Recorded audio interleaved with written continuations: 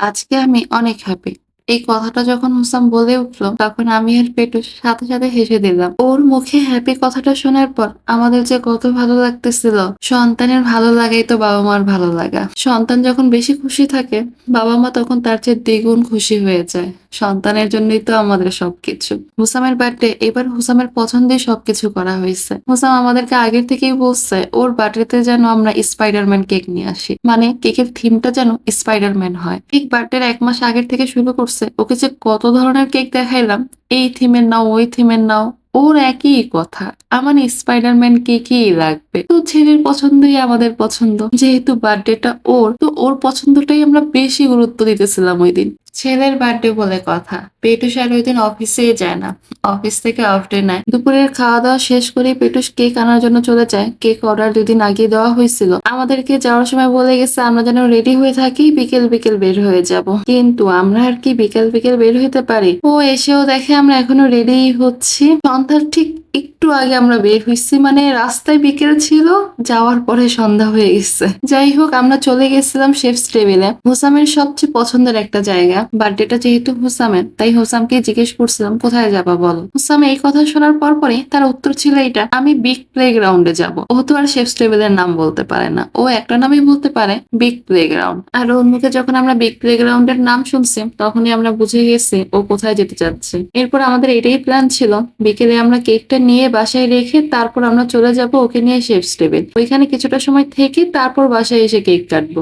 তো যেই কথা সেই কাজ, হুসামকে নিয়ে চলে গেলাম শেফস টেবিলের বিগ প্লে গ্রাউন্ডে। আচ্ছা, হুসাম কিন্তু নামটা সুন্দরই দিচ্ছে, বিগ প্লে গ্রাউন্ড। এই প্লে গ্রাউন্ডে এন্ট্রি করার জন্য আগে টিকিট কাটা লাগবে। এন্ট্রি ফি ছিল 200 টাকা, আর যদি আমি সব রাইডস এ উঠতে চাই তাহলে মনে হয় 400 টাকা নিচ্ছে। পেটুস আরো এক্সট্রা টিকিট নিচ্ছে, কারণ হুসাম আবার ট্রেনে উঠতে বেশি পছন্দ করে, তাই ট্রেনে যেন হুসাম আরেকবার উঠতে পারে সেই টিকিটটা কেটে আমরা এন্ট্রি করি। আর এই তো হুসাম যাওয়ার পরে তার দৌড়াদৌড়ি শুরু হয়। হুসামের দৌড়াদৌড়ি যখন একটু থামে, বললাম এবার চলো তোমাকে রাইডস গুলোতে নিয়ে উঠাই। হুসাম কোনটা রেখে কোনটা উঠবে বুঝতেছিল না। ফার্স্টে সে বাউন্সারে গেছে, গিয়ে দেখছে কোনো পিচ্ছি টিচ্ছি নাই, তাই সে ওইখানে আর খেলবে না, এখন ওইখান থেকে নেমে সে ট্রেনে উঠবে। ট্রেনে তার সাথে আমি বসেছিলাম, তাই আর কি তার ভালো লাগছে, কারণ কোনো বেবি না থাকার কারণে তার কোনো কিছুতেই উঠতে ভালো লাগতেছিল না। এরপর তাকে হেলিকপ্টারে উঠাইছি, এইটাতেও যখন দেখছে কোনো বেবি নেই, কিছু সময় বসার পরে এখন সে বসবে না, নেমে যাবে। 3 রাউন্ড করে তারা একটা রাইডস গুলোতে দেয়, এই 3 রাউন্ডও সে দিতে দেয় নাই, সে নেমে যাবে, সে ওইখানে থাকবে না। এরপর তাকে এই মিকি মাউস ক্যাটের মধ্যে উঠাইছি, এখানে উঠেও সে 3 রাউন্ড দিতে দেয় নাই, সে ওইখান থেকেও নেমে যাবে।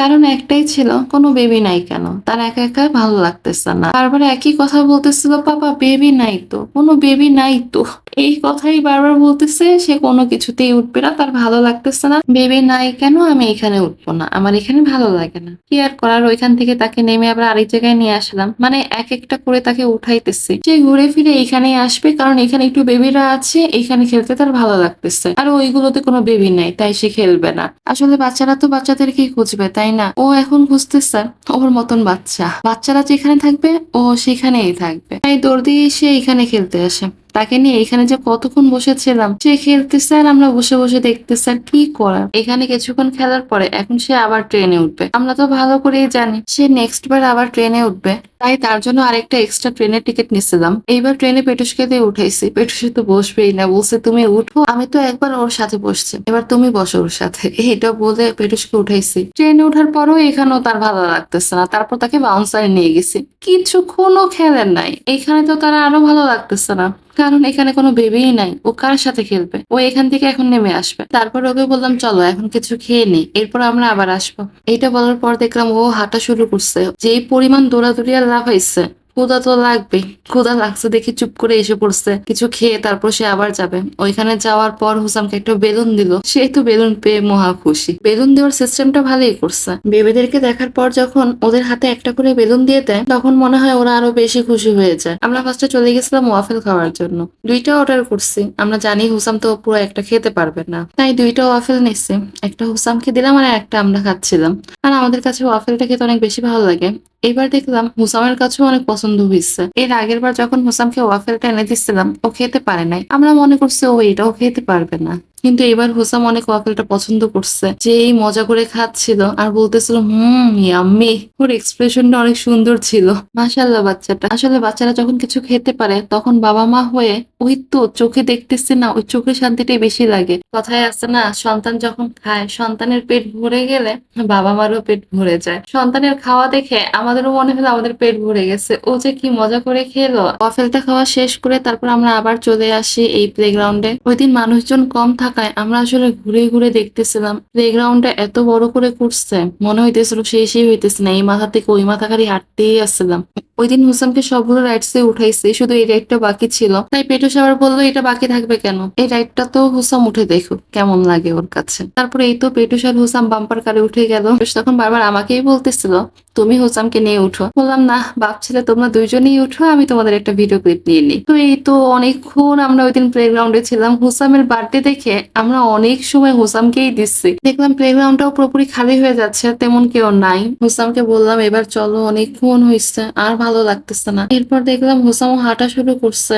এত পরিমাণ দৌড়াদৌড়ি করার কারণে হুসাম নিজেও টায়ার্ড হয়ে গেছে, তাই আর কোনো কথা নেই, সুন্দর মতো হাঁটতেছে। তার খেলা শেষ, এখন আর খেলবে না, এখন সে কিছু খাবে, তার ক্ষুধা লাগছে।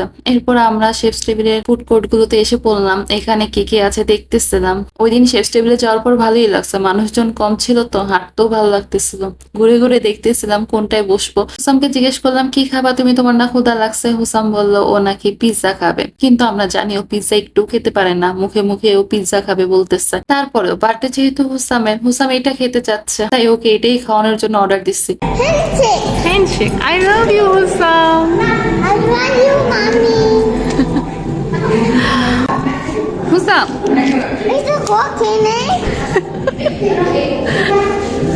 হয়েছে খাওয়া? খাওয়া হয়েছে তোমার? এখন শুনো, এই I love you. বলো papa I love you. I love you.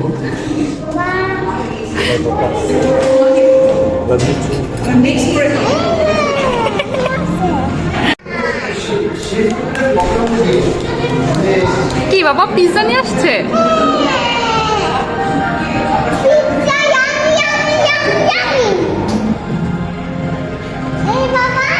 মা ছেলে বসে বসে কিছুক্ষণ কথা বলতেছিলাম। ওর সাথে কথা বলতে ভালোই লাগতেছিল, ভাঙা ভাঙা কথা বলে, পুরো কথা বলতে পারে না। যেটাই জিজ্ঞেস করি ওইটা অল্প অল্প করে কথা বলে উত্তর দেয়, শুনতে ভালোই লাগে। তাই একটু পরপরই ওকে ডাকতেছিলাম, হুসাম এটা বলো, হুসাম ওইটা বলো।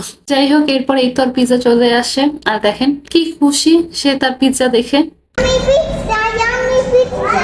পিৎজাটা খাওয়ার পর আমার কাছে ততটা মজা লাগে নাই। হুসামকে এখন বলতেছে তুমি খাও না, সে খাবে না। সে এই যে পিৎজা থেকে শুধু সসেস গুলো উঠে উঠে খাইছে, আর সে কিছুই খাবে না। আর তার এই সসেস উঠানো পিৎজা গুলো বসে বসে আমি খাচ্ছিলাম। এরপর সাথে আমরা একটা প্লেটারও অর্ডার করি। এই প্লেটারটা অর্ডার করছিলাম আফগান গ্রিল থেকে। যতবার শেফস টেবিলে গেছি এই আফগান থেকে আমার খাওয়া হয়েছে। এবারও ঘুরে ফিরে চিন্তা করতে করতে এই আফগানে গিয়ে আবার খেলাম। আফগানের খাবারের টেস্ট অনেক ভালো, আর খেতেও অনেক মজা লাগে। এটা শুধু এবার বলতেছিল অন্য কোথার থেকে খাবার ট্রাই করো, কিন্তু আমার কাছে মনে হইলো না, শুধু শুধু আফগানি আবার খেয়ে বাসায় চলে যায়। ওদের রাইসটা যখন দেখলাম, দেখে মনে হইলো ততটা ভালো হবে না, কিন্তু রাইসটা যখন মুখে দিলাম আমার ধারণাটাই পাল্টাই গেল। অনেক মজা ছিল, আর সাথে চিকেন যে গ্রেভিটা, সেটার কথা আর কি বলবো, সেই লেভেলের মজা ছিল ওদের চিকেন গ্রেভিটা। যাই হোক আলহামদুলিল্লাহ, অনেক মজা করে অনেকদিন পর মনে হইলো খেলাম। এই তো খাওয়া দাওয়াটা শেষ করলাম, তখন মনে হয় রাত 10টা বাজে। বললাম এবার চলো বাসায় যাই, বাসায় গিয়ে তো আবার কেক কাটাও লাগবে। বাসায় যাই বললে তো আর বাসায় যাওয়া হয় না, এখানে দাঁড়া কয়েকটা আবার ছবি তোলা লাগবে না, এখানে দাঁড়া দাঁড়া আবার কয়েকটা ছবি তুললাম। ছবি টবি তুলে এরপর আমরা বাসায় চলে আসলাম। বাসায় এসে আর বসি নাই, তাড়াতাড়ি করে ফ্রিজ থেকে কেকটা বের করলাম, কারণ তখনই রাত মনে পড়ে 11টা বেজে গেছে, আর কখন কেক কাটবো, একটু পর আবার 12টা বেজে যাবে। হুসামের বার্থডে তার পরের দিন পড়ে যাবে, তাই বাসায় এসে আগে কেক কাটার জন্য বসে পড়ছি। Oh, try then. Oh, try the pancake. তুমি happy? Tita was so funny. So funny.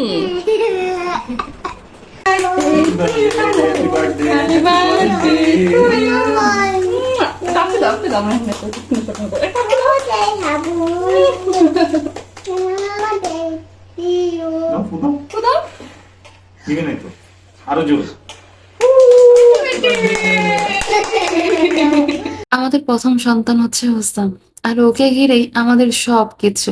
এইবারের বার্থডেতে শুধু আমরা ৩ জন ছিলাম। ৩ বছর ধরে তো সবার সাথে ওর কেক কাটা হয়। কিন্তু এইবার শুধু আমরা ৩ জন। কারণ এইবারের প্ল্যানটা ছিল শুধু ওকে ঘুরাবো, ওর মনের মতন সবকিছু করব। ওর বার্থডেতে ও যা, যা চায় আজকে আমরা সেগুলোই করব। আলহামদুলিল্লাহ হুসামের মনের মতন করে আমরা ওর বার্থডেটা সেলিব্রেট করতে পারছি। সবাই দোয়া করবেন আমাদের জন্য আর আমার বাচ্চাটার জন্য। আল্লাহ যেন হুসামকে নেক হায়াত দান করে। সবকিছুর বদনজর থেকে যেন আল্লাহ ওকে হেফাজত রাখে। আমিন।